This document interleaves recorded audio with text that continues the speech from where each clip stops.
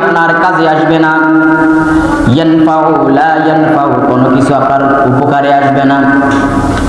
মালু ওয়ালা বানুন, দুনিয়াতে অনেক সম্পদ আপনি রেখে গেছেন, এই সম্পদ আপনার কোনো কাজে আসবে না। দুনিয়াতে আপনি সন্তান রেখে গেছেন, সেই সন্তানও কাজে আসবে না।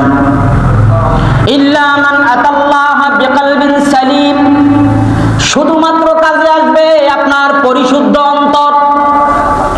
অন্তরাত্মা যদি পরিশুদ্ধ হয়, কেবলমাত্র সেই নাজাত পাবে, আর কেউ কিয়ামতের ময়দানে নাজাত প্রাপ্ত হবে না। সন্তান রেখে গেছেন, কিয়ামতের ময়দানে সন্তান তার পিতার পরিচয় দিবে না, পিতা তার সন্তানের পরিচয় দিবে না, মা তার ছেলের পরিচয় দিবে না, ছেলে তার মায়ের পরিচয় দিবে না, ভাই তার বোনের পরিচয় দিবে না, বোন তার ভাইয়ের পরিচয় দিবে না। আপনাকে যখন জিজ্ঞাসা করা হবে, ও বাবা, দুনিয়ার জমিনে আমি তোমার সন্তান ছিলাম, আজকে এই মুসিবতে আমাকে বাঁচাও, পিতা বলবে, খবরদার আমাকে বাবা বলো না, কারণ দুনিয়ার জমিনে আমি কোনোদিন বিয়ে করি নাই, আমি কোনোদিন বিয়ে করি নাই। সে বলবে চিনি না, কেউ কারো পরিচয় দিবে না।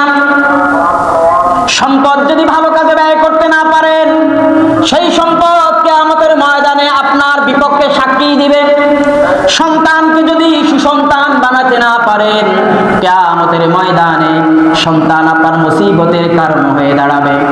আল্লাহ পাক এই জন্য বলেন, ইয়াউমা লা ইয়ানফাউ মালু ওয়ালা বানুনা ইল্লা মান আতাল্লাহা বিকলবিন সালিম। সম্পদ আপনার কোনো কাজে আসবে না, সন্তান আপনার কোনো কাজে আসবে না। আপনার একটি জিনিস আপনার কাজে আসবে, সেটা হলো পরিশুদ্ধ অন্তর।